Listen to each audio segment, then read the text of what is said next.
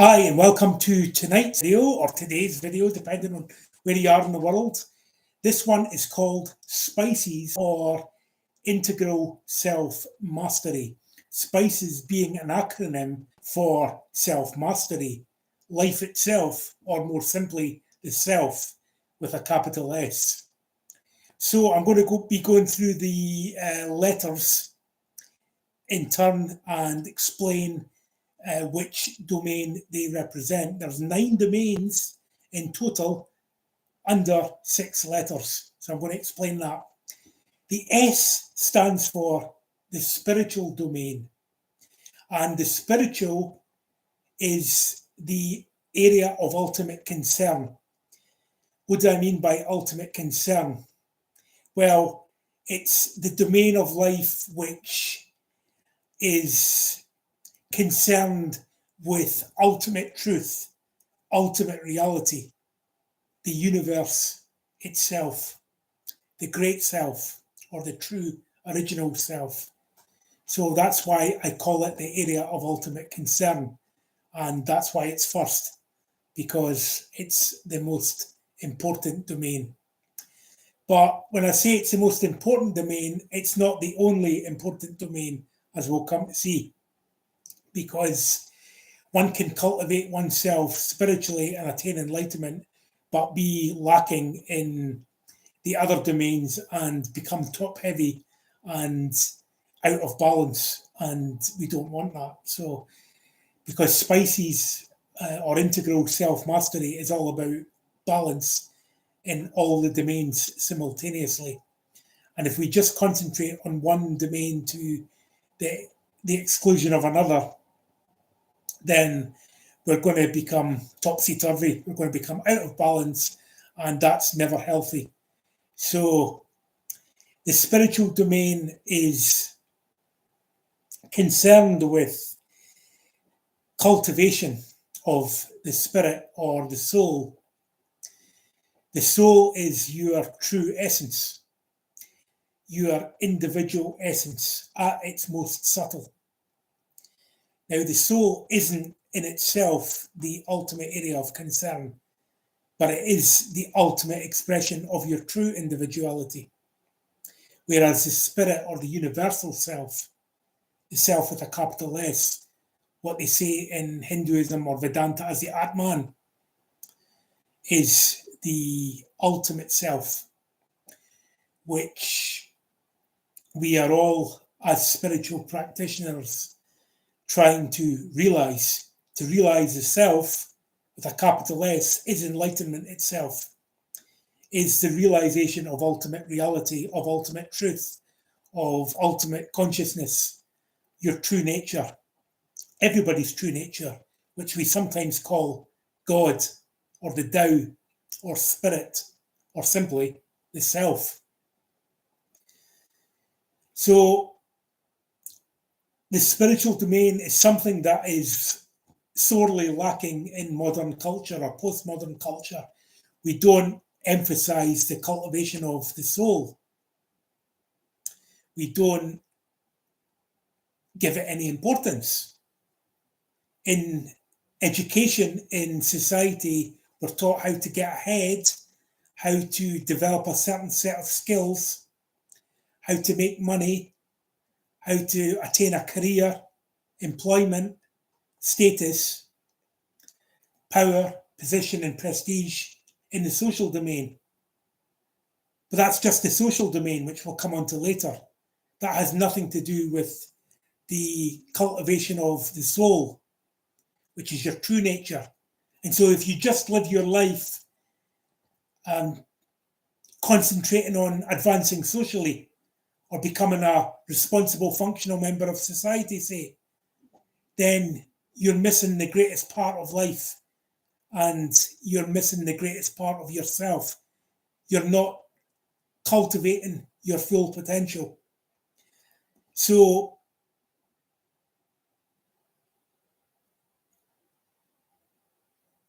the difficulty is that most people don't know about the spiritual. Most people don't even believe it exists.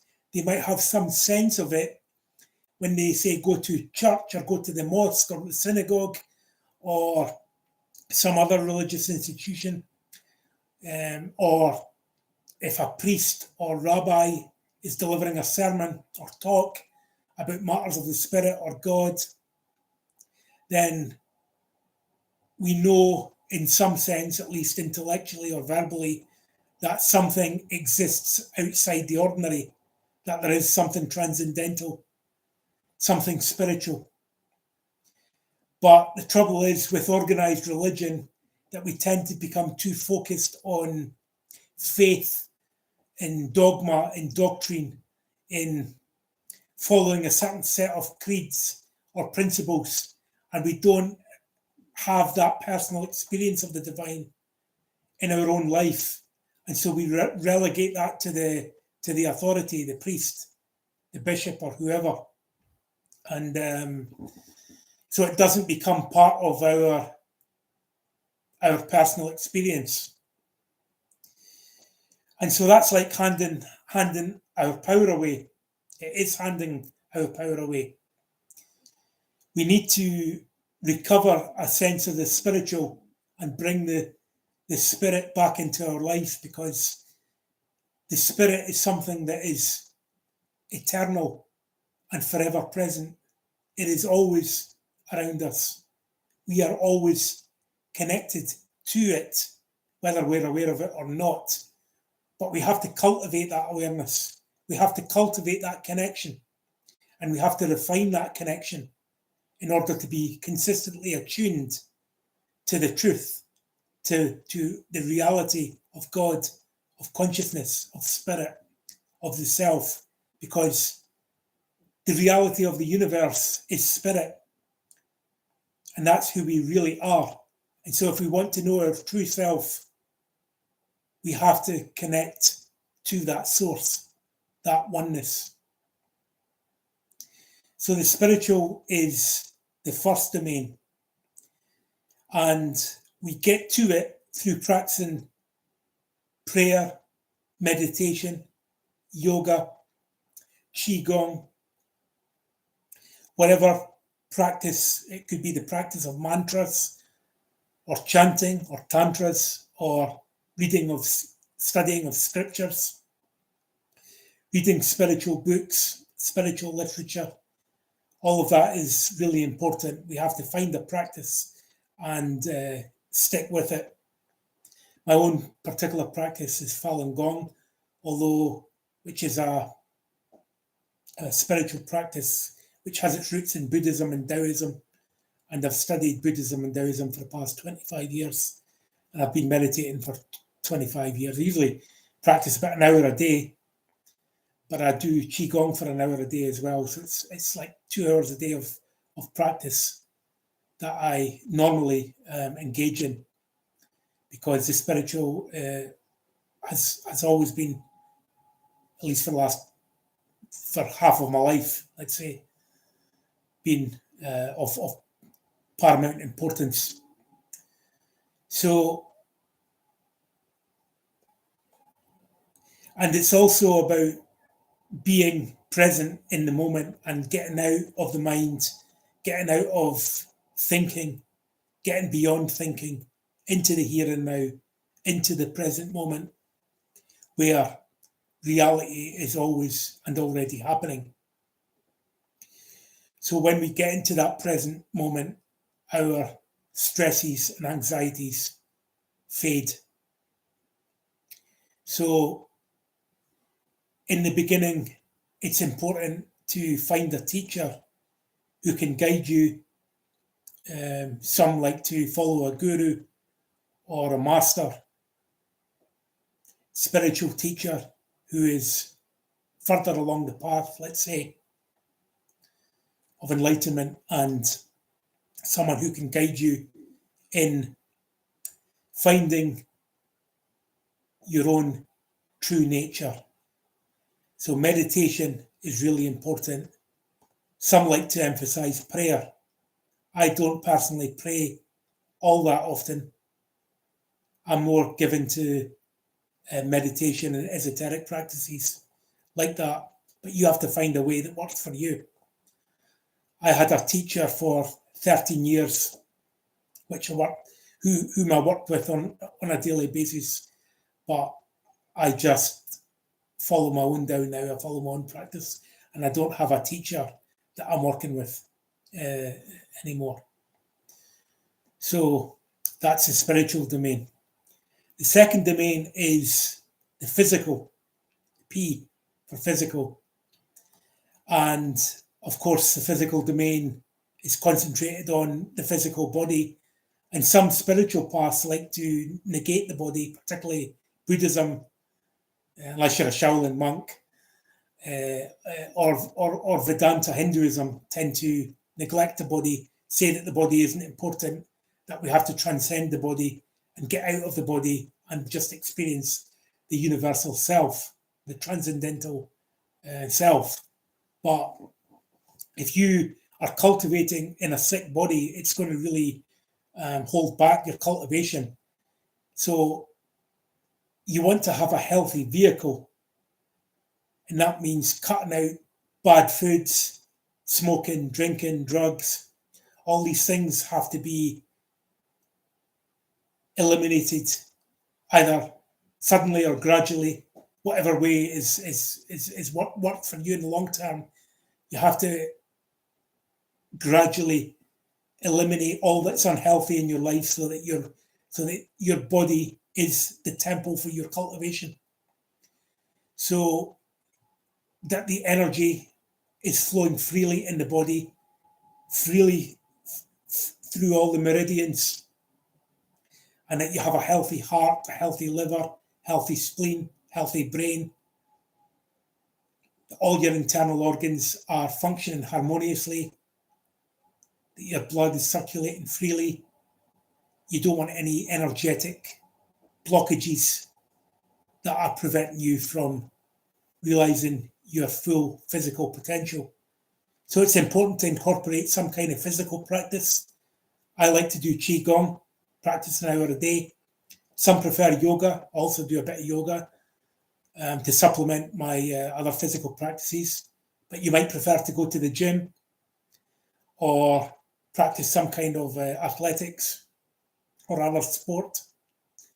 But whatever keeps your body fit, healthy, and free from intoxication, that's what you want to do to cultivate the physical and make it as impeccable as possible, because you've incarnated here for a purpose.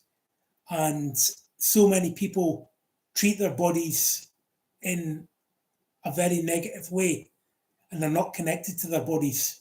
They're not aware of how they feel. And there's a lot of people that are going about miserable and unhealthy, and they're not even aware of how bad they feel. And it's a tragic situation because it doesn't have to be that way. We all have enough information now to know what a healthy diet is. Plenty of fruits, plenty of vegetables. Don't eat too much meat. Don't eat too many fats. Cut out or cut down or restrict sugar. Get plenty of protein. Just basically cut out the junk and processed foods and all the foods which are not really foods, but that poison the body. And there's so much of that about now, just toxic garbage that people are putting in their body as if their bodies were just a dumping ground. And it's going to tell, if not in the short term, in the long term, it's going to have very negative effects and eventually will lead to decay and death, early death. So we can eat our way into an early grave. And if our bodies are not clear and healthy, it affects our minds, it affects our thoughts, and it affects our emotions, So if we eat a lot of sugar, it makes us very sort of agitated, and our blood sugar's up and down, and it affects our moods. It makes us anxious and temperamental. So we really want to cut out that nasty substance from our diet. And that's the physical. Another good physical practice is Kung Fu, karate, martial arts. Any kind of martial art is a foundational discipline for the body. and is good to get into. I've practiced Wing Chun, Taekwondo, Karate, Aikido, but you might just want to find your own physical art. Tai Chi as well, practiced that for a few years. Tai Chi is a wonderful way of getting to know the internal energy and how Chi flows in the body and how the body is intimately connected to the vibrations of the universe and the energy bodies that surround the physical body. So it's really important to get that foundational physical practice in place. The third domain is the intellectual. And how many people really read anymore? You know, it's because they've got instant access to information on the internet. Very few of us pick up a book anymore, and that's a sad waste of our intellectual abilities, because reading a book is such a wonderful pleasure, and it takes us away from the screen. And there's something about holding a book in your hand and really connecting with the author and the story. And if you're reading fiction or just want to learn about something, there's so many wonderful books out there. There's thousands of books out there that are they're great for self-help. There's all the great breadth of spiritual literature, of Western philosophy, and just the great intellectual tradition of literature that's been around for thousands of years. And if we don't have an intellectual discipline like reading or scholarship or study, then we're really missing out on something profound. And there's a saying that leaders are readers. And okay, it sounds a bit corny to say that nowadays, but it's really true, you know. All our great leaders were intellectual men or women, really. They had read a great deal. They had a great knowledge of the world around them. And it's very difficult to advance in life if you don't cultivate your intellect, if you know what I mean. If you don't cultivate your mind, because having an intellectual grasp of the world, while it's not in itself transcendental, dispels so much of the basic ignorance that is such a problem today. Lack of education is not something that we in the West, that we should be kept back by, because there's so many opportunities. You know, one could understand in a third world or developing country where people don't have access to intellectual resources and universities, say, they don't live in a major city, or they don't have the funds to go to university. But we do have those resources. And while it's not essential that one goes to university, at least one can pick up a book and learn something, you know, because it's a great discipline. Another great discipline is the art of chess. And chess is something that I've played since I was 7 years old. And I'm not a master, I'm not a grandmaster, but I'm a pretty good player. And well, I should be after 42 years of playing. But chess is a wonderful intellectual discipline. It really introduces the mind to strategy, spatial awareness, and the infinite possibilities of the mind.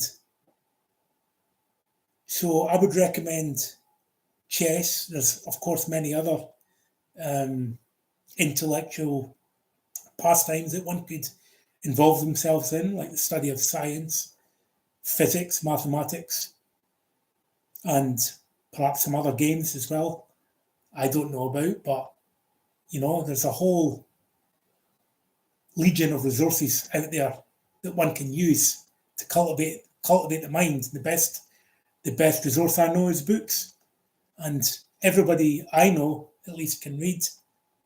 So why don't we use that capacity and learn what needs to be learned and know what needs to be known. So that's the intellectual domain.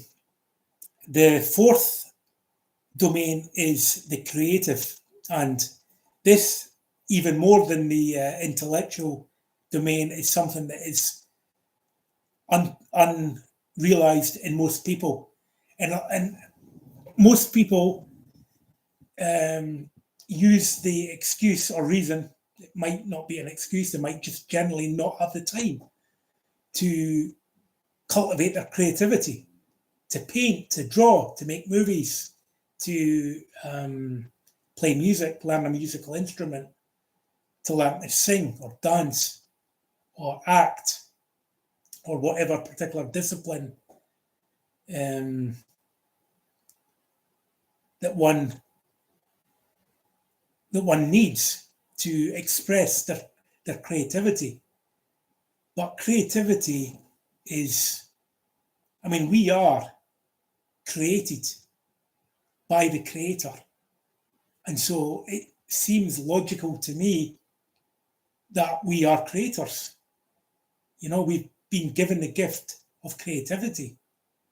It's something exclusive to humans. Animals don't have that ability, right? You ever seen a cat trying to paint or a dog trying to play music? It doesn't happen. So we have that gift of creativity. It's our unique gift to the world. And so we might as well use it. We might as well cultivate it, right? Personally, I prefer to write and paint. I haven't done any painting for several months because I've been focused on my books. But there's a lot of art that I put into my books with the use of special fonts and images that I like to play around with, and I really enjoy it. It's something original that I can bring to the world and that you can bring to the world, because everybody knows how to create innately. It's our unique gift, like I say. And so it's just something that's if you don't use it, it atrophies. Yeah, like a muscle that's unused, it atrophies. It shrinks. And so sometimes we don't believe it exists at all. I hear of so many people say, well, they can't paint, I can't draw, I can't sing to save my life, but you never tried. So how do you know? And if you practice it, you'll find that you can sing, you can play an instrument, and it's a joy to do so. Where would the world be without Picasso? Where would the world be without Van Gogh? Without Mozart or Beethoven or Handel or Bach or Pavarotti or Andrea Bocelli or rock and roll? What would the world be like without music, without art? What about all the great actors that you admire, like Marlon Brando, Robert De Niro, Al Pacino, Meryl Streep, Katharine Hepburn, Laurence Olivier, people like that?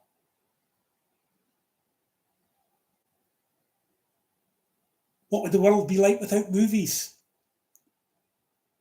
Imagine not being able to go to the cinema or watch Netflix or all these wonderful creative pieces that people put out there. The endless ingenuity and novelty that we're capable of as humans uniquely. Where would the world be without that? So creativity is something that everyone can cultivate, but so few actually do. And this life is a unique opportunity to do that. Where is the Picasso in you? Where is the Elvis Presley in you? The Madonna, the Michael Jackson, whoever. Get creative. Be creative. It's a wonderful gift. So the fifth domain is the emotional. And the emotional domain is not just about the transcendence of emotion, which is more connected to the spiritual domain, getting beyond emotions, getting beyond reactivity and so on. But the cultivation of positive emotion, the cultivation of love, of kindness, of generosity, of empathy, of just cultivating emotions that make you feel good and that make everyone around you feel good. Cultivating positivity, because everybody wants to be around a positive person. Nobody wants to be around the misery guts.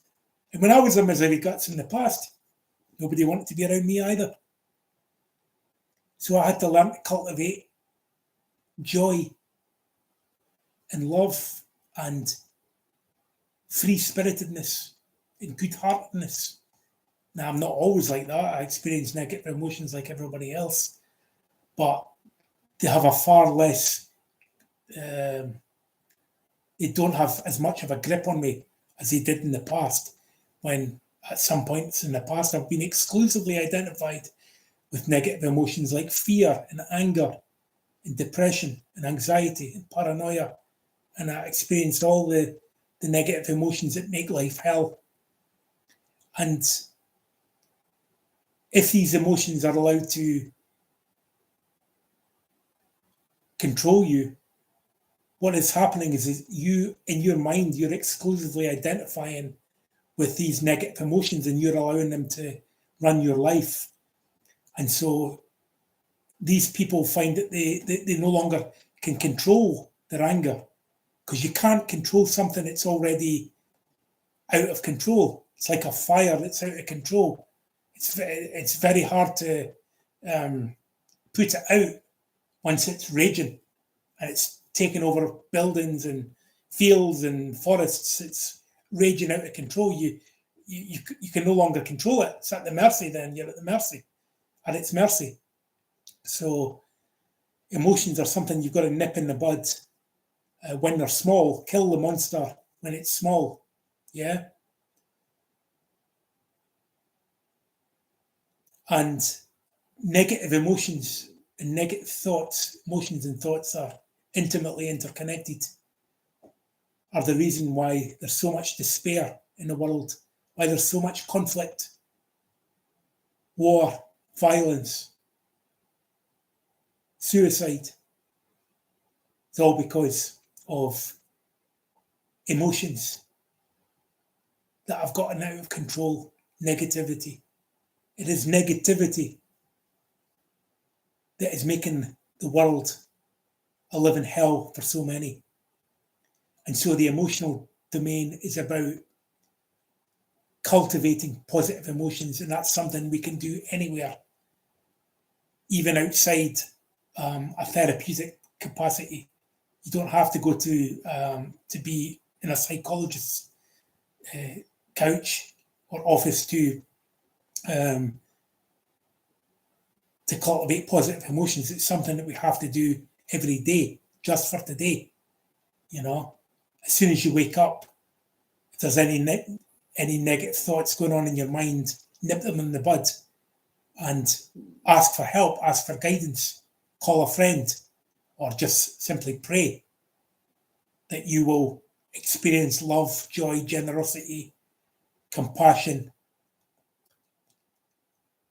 and that your day will be filled with joy. So that's the fifth element, or the fifth domain. The sixth domain of spices is the social domain, or the domain of society. In some spiritual domains, in some spiritual circles, the social domain isn't important. They say, or just like the Taoists especially, they say, get out of society, be an outsider, which is what I am. I prefer to, be outside the society, be my own person, cultivate my own truth, my own spirit. And that's what I've been doing for 25 years, but we're always part of society, whether we like it or not. At least our physical being is embedded in social and cultural normatives and institutions.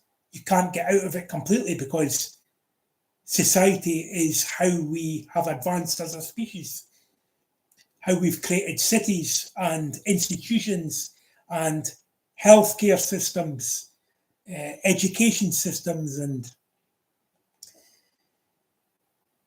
and other social institutions that have been part of our evolution as citizens on this earth.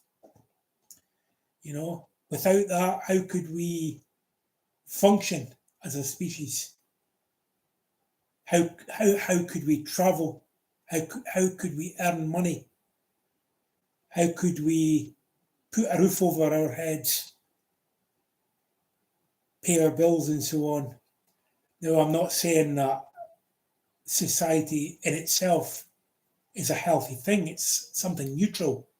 It's individuals that bring unhealthy elements to society, but society in itself is not an unhealthy concept, at least. Sure, it's corrupt, but it's not society it's corrupt. It's individuals within society that are corrupt. Government officials, police, politicians, leaders, bankers, and other individuals who have been corrupted by greed and who have become corrupted by the desire for social power or control and over others and the exploitation of others through capitalism is what's made society corrupt and has defiled society. But you don't have to be part of that. You just have to have a healthy relationship to society. You don't want to be completely alienated and isolated from society. Otherwise, you'll become cut off from a large part of life. You'll become cut off from most people. And that's not what you want, you know, because we're all born equal under the eyes of Spirit or God. You know, and society is a manifestation of Spirit on the physical level, on the physical plane. So it doesn't mean that you have to become exclusively identified with society, but you at least have to be responsible and live a manageable life. You know, have enough money to pay your bills and live a decent, comfortable life. You don't want to neglect that altogether. Just go, if you have the means to go and live in a cave in the Himalayas, do that for a while, then good luck to you. But it's not really what most people are capable of doing, and most people don't have the opportunity with family and work obligations to do that. And so we have to learn to live in a healthy, harmonious relationship with one another in a functional and healthy society. And that is about mastering the social domain and learning about context, when it's appropriate to say certain things and when it's not, you know, and not being hateful in your speech, not being antagonistic and unnecessarily confrontational, and not going out of your way to upset others, because that creates discord and disharmony. We have to learn to live with one another, with all the 7 billion other people who have their own perspectives, learn to understand and cooperate with one another harmoniously.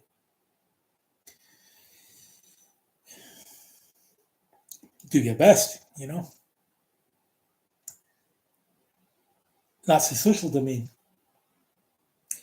And that's SPICES. But there's also 3 other domains. E, which is part of SPICES, also corresponds to the ethical domain, or the cultivation or practice of morality or virtue. As they say in China, it's represented by the word de, means virtue. And I'm not talking about simply, you know, some kind of Confucian concept of like worshipping your parents or filial piety, or the development of some kind of personal code. No, nothing like that. It's just a natural expression of goodness, let's say, of because if you feel good and you're cultivating all these other domains, you're going to naturally want that for other people. So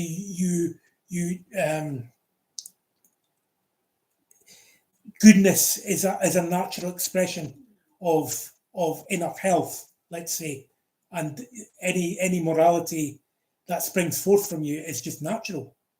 I feel I'm not saying this in the best way because I don't have any of this planned. It's just spontaneous on the spur of the moment, but I don't want any of this to sound rehearsed. But it's not something that when you're talking about morality, it's not something rigid and strict. Like you read your Bible and you say, well, I must be compassionate, I must be virtuous, I must treat my neighbour as I would want to be treated myself. I mean, that might be part of it as a kind of initial, like the 5 precepts in Buddhism, not to kill, not to harm other living beings, and to have right speech, and to follow the Noble Eightfold Path and all that. Yeah, these are precepts that one may learn by rote, but the kind of morality I'm talking about is more Taoist. It's more natural. If you feel good and you're practicing spiritual principles and you're living a healthy life, then you'll naturally be virtuous. But simply being ethical as some kind of personal code, it's a little bit artificial, But if it works as a preliminary method, then by all means, practice service, practice compassion as you understand it, practice being loving. Fake it till you make it if you have to. I don't like that expression, but if it works for you, all good and well. Be a good person. Treat others as you would like to be treated yourself. Because virtue is not something really we learn at school, and it's not something that's taught to us in the workplace. But simply be kind and loving towards one another. Love one another. Be ethical. Don't hurt animals. Don't kill insects. Because everything has a right to life. All sentient beings are deserving of our compassion. That's what I mean by practicing spiritual principles and developing ethics or morality. As you practice it over time, it will become more and more natural, and you will flow in a state of impeccability or real morality, which is more in accordance with how life really is, how the spirit is, how God is. So that's the ethical domain. The S, which is the 8th domain, which is also included in SPICES, is the shadow element. And this is the domain which is a little uncomfortable for most people and is not easy to talk about. But the shadow represents everything in ourselves that is dark and unacknowledged. Some might call it evil, others might call it ignorance, but it's a part of ourselves we'd rather not deal with. It's a part of ourselves which we always complain about in others, but we never acknowledge in ourselves. The shadow is our repressed anger, our fear, our darkness, our evil. We always say that somebody else is evil, but we never say that we ourselves are bad. It's always somebody out there in the world that's doing wrong. But if we are to fully understand the world around us, there is no separation really. It's all one,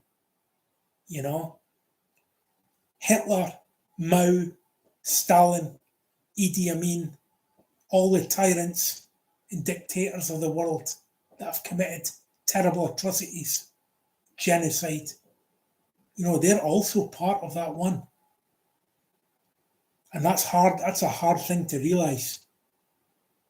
But while they are individually, let's say, an extreme expression of ignorance, that ignorance exists in ourselves. It just remains unacknowledged. And so we have to incorporate some kind of shadow practice into. I'm not going to go into the type of practices, because you can find out about them on YouTube. You just type in shadow work, and there are people that know a lot more about it than me, who have practiced it for longer. Because often we project and we say, for example, that person's arrogant or unlikable or is greedy. And if there is something in a person that we really, really, really don't like, then that usually means that we have that negative quality or attribute in ourselves, so that it's really us. It's really I that's greedy, arrogant, unlikable, lacks humour, or lacks understanding or empathy, or is judgmental or critical. If we're really, we're pointing out in somebody else and saying, they're the one with the problem, it's not me, but it is you and it is me. So we really have to do a lot of archaeological work, let's say, on the self, to uncover that darkness, that ignorance.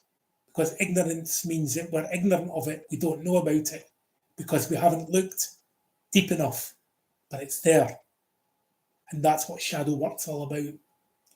It's going into the self and uncovering those repressed feelings that have been locked away for so long and are continuing to cause negative symptoms in the body and negative outward expressions in the emotions, psychological projections onto others, which are really coming from our own defects, our own character weaknesses. So that's the shadow element. And the last domain is the practical, P. So there's ESP, which is also part of SPICES. And the practical domain is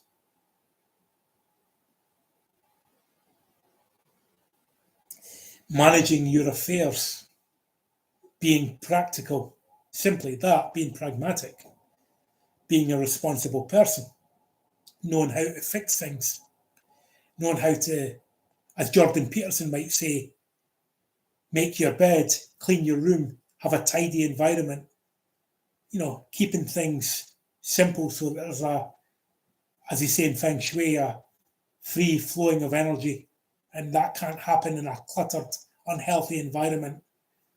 So being practical is getting to grips with what needs to be done in doing it. It's simple as that, keeping your affairs in order, keeping your finances in order, paying your bills, doing the dishes, cooking for yourself, maintaining a healthy environment. And it's really self-explanatory, so I don't really want to go too much into that, because everybody has a sense of the practical, but it's an important and integral element of SPICES. And when all these 9 domains are, let's say, mastered or are functioning harmoniously, they feed into the what I call the 10th element, or the self itself. I like to use the expression diamond soul, because it is a diamond. Diamond has many facets, in this case, 9 domains. And if those domains are polished and they're functioning harmoniously, they all fit together as one diamond, the self, the integral self. And that's what we're concerned about here, is integral self mastery. So if you have any questions about integral self-mastery or SPICES, please let me know in the comments. And hit like or subscribe if you want to. Thanks for listening, and I'll see you next time. Take care.